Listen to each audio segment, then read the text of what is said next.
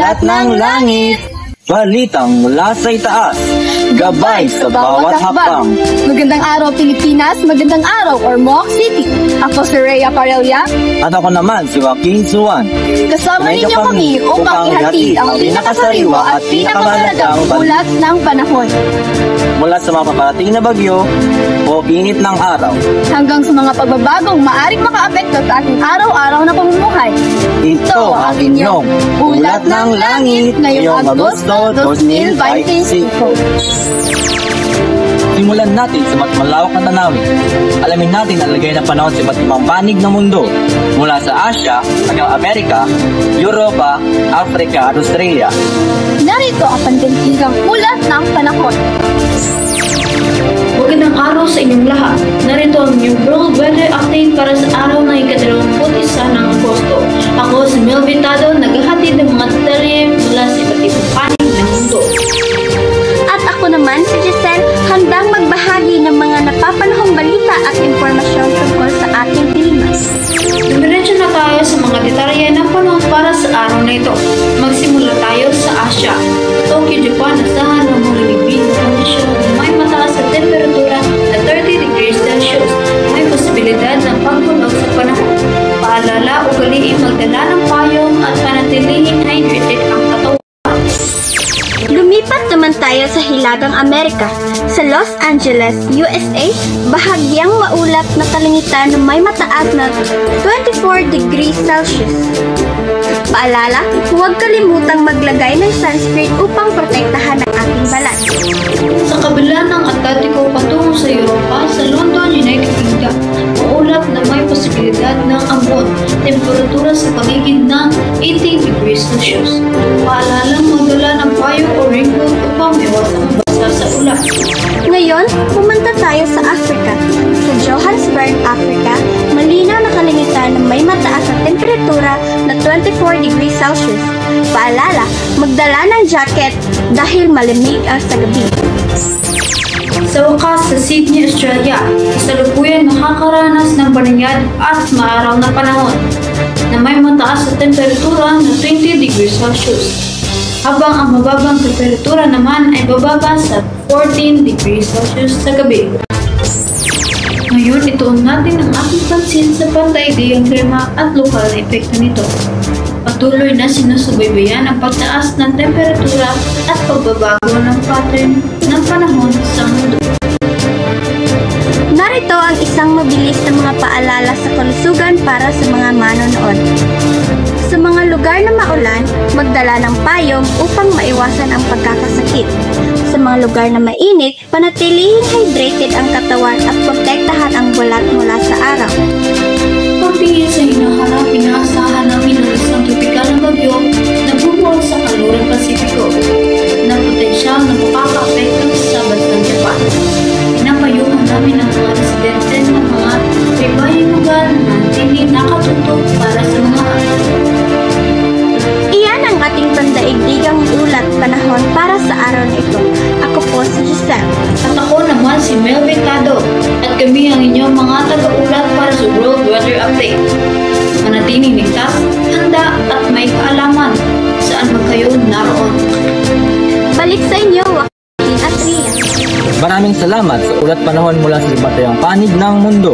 Mula sa pandaigdigan, silipin naman natin ang sitwasyon dito sa ating bansa. Magandang araw Pilipinas, magandang araw mga kaula. Ako si Nika Pipito, ito ang pabansang balita sa panahon. Ika-22 ng Agosto, 2025. Apektado ng bagat ang kanlurang bahagi ng Southern Luzon, Visayas at buong Mindanao. Tinatawid na po ng Bagyong Isa ang kalupaan ng Northern Luzon habang unti-unting pinalalakas yung Southwest Monsoon o habagat dahil po sa Bagyong nakataas ng signal number 1 dyan po sa may Cagayan, Isabela, Quirino, Nueva Vizcaya, Apayao, Kalinga, Abra, Mount Province, at pati na rin po sa Ifugao. Signal number 1 din po sa Benguet, Ilocos Norte, Ilocos Sur, La Union, Pangasinan, Aurora, at pati na rin po dito sa northern portion of Nueva Ecija. Sa mga nabanggit na lugar, posible pong mararanasan yung mga bugsong-bugsong hangin dahil po yan dito sa Bagyong Isa. Magiging maalon din po sa seaboard ng Batanes at Cagayan at posible rin po yung mararanasan sa ilan pang mga baybayin ng Northern Luzon. Alas 9:50 po kaninang umaga ito nagland po na itong Bagyong Isang. Dito po yan sa Kasiguran, Aurora. Taglay po ang lakas ng hangin abot sa 55 km per hour at yung pabugso po nito nasa 70 km per hour. Kumikilos po itong Bagyong Isang, yan po ay pa west-northwest sa release lamang ng 15 km per hour. Bukas ng umaga o hapon ay maaaring lalabas na rin po ang Bagyong Isang sa Philippine Area of Responsibility. Pero depende pa rin po yan kung magkakaroon ng pagbilis o pagbagal sa pagkilos nito. Samantala, hindi pa rin po nakalabas sa Philippine Area of Responsibility itong Bagyong Isang. Meron na namang low pressure area ang binabantayan. Dito po yan sa bandang silangan po ng Mindanao. Ayon po sa Pag-asa, mababa pa naman sa ngayon yung tsansa nito na maging bagyo. Pero magpapaulan po ito. Dito yan sa may Eastern Visayas, ganun din sa may Eastern Mindanao, lalong-lalo na po sa mga susunod na araw o ngayong katapusan ng linggo. Base po sa datos ng Metro Weather, ngayong gabi, may mga pag-ulan pa rin lalong-lalo na po dito sa may Cordillera. Meron din po dito sa may Ilocos Region, Central Luzon. Meron din tayong nakikita mga pag-ulan pa rin dito sa ilang bahagi ng Metro Manila, Calabarzon, Mimaropa, Bicol Region. Ganon din po dito sa may Western Visayas at ilang pang bahagi po ng Mindanao, lalong-lalo na po dito sa may Caraga at Northern Mindanao. Sa linggo naman, posible pa rin ang pag-ulan, lalong-lalo na sa hapon at sa gabi, kaya doble ingat tayo. Magandang araw, ako si Shane Tandugon. Paalala lang po sa ating mga kababayan na patuloy tayong maging alertos sa mga posibleng pagbaha at landslide, lalo na sa mga mababang lugar. Iwasan muna ang paglalakbay kung hindi kinakailangan, lalo na sa mga binabahang lansangan. Ugaliing makinig sa mga anunsyo ng LGU at Pag-asa. Maraming salamat, Shane Tandugo. Yun lang po para sa Pambansang Balita sa Panahon. Ako si Nika Pipito. Ito ang Ulat ng Langit, Pambansang Balita sa Panahon. Salamat sa detalyadong pambansang ulat. Ngayon naman, itututok tayo sa ating rehiyon upang alamin ang lagay ng panahon dito sa Eastern Visayas, lalo na sa Ormoc City. Titingnan natin ang mga inasahang lagay ng panahon mula umaga, hapon hanggang gabi at mga ilang paalala upang magligtas. Narito ang ating lokal na ulat ng panahon. Magandang araw mga kababayan sa Ormoc at sa buong Eastern Visayas. Ako po si Teresa Sudi. At ako naman si Anmel Marie, nag-uulat sa lagay ng panahon. Ito ang lagay ng panahon ngayong Huwebes, Agosto 21. Magsisimula ang ating araw na may makapal na ulap. Bandang alas 8 ng umaga ay may hinasang mahinang pagulan na maaaring mapatuloy hanggang tanghali. Temperatura sa umaga ay nasa 25 hanggang 28 degrees Celsius. Kaya't maliwalas ngunit bahagyang malinsangan ang simoy ng hangin. Pagsapit ng hapon, tataas ang posibilidad ng malalakas na ulan.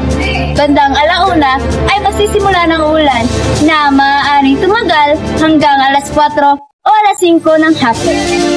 Ang temperatura ay aabot sa 30 degrees Celsius, kaya inasahan ang malaglit na pakiramdam sabayan pa ng malalakas na ulan. Narito si Ace Loden para sa ulat panahon ngayong hapon. Mga hapon po, ako kasalukuyan nasa Ormoc City Plaza. Ngayon, nagkita natin ang mga ulap na dudulot sa malakas na ulan at hangin. Ayon sa ating weather report, may inaasahang malakas na thunderstorm ngayong hapon.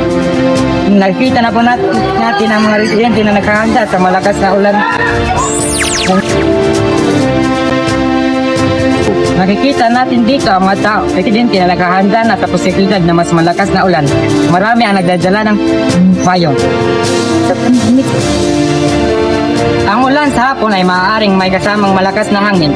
Kaya't ugaliing manatili sa loob ng bahay kung hindi mahalaga ang paglabas. Maging alerto sa mga posibilidad na malandslide o flash flood, lalo na sa mga malapit na bundok at karagatan. Hanggang dito na lamang po ang ating ulat mula sa Ormoc City Plaza. Sana'y naging ligtas po tayong lahat sa mga darating na oras. At po si Ace Laudi, reporter ng Panahon sa Ormoc. Balik sa inyo sa studio. Sa gabi naman ay manatiling maulap ang kalangitan na may pag-ulan pa rin sa ibang bahagi ng lungsod. Temperatura ay bababa sa 28 degrees Celsius, kaya't bahagyang lalamig ngunit manatiling mahalumigmig. Upang maging ligtas at handa, huwag kalimutang magdala ng payong, magsuot ng hindi madudulas na sapatos, at manatiling updated sa pinakahuling ulat panahon. Kami ang Local Weather Report. Balik sa inyo, Joaquin at Rhea.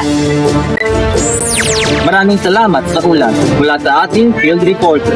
Tunay ngang mahalaga ang pagiging alerto, lalo na ngayong may banta ng pagbaha at malakas na pag-ulan. At iyan ang kabuuan ng aming Ulat ng Langit para sa araw na ito. Ako si Joaquin Juan. At ako naman si Rhea Valeria. Maging handa, manatiling ligtas, at palaging tatandaan. Na sa bawat pagbabago ng panahon, may gabay ang kalangitan. Ulat ng Langit, balita mula sa itaas, gabay sa bawat hakbang. Magandang araw, Pilipinas!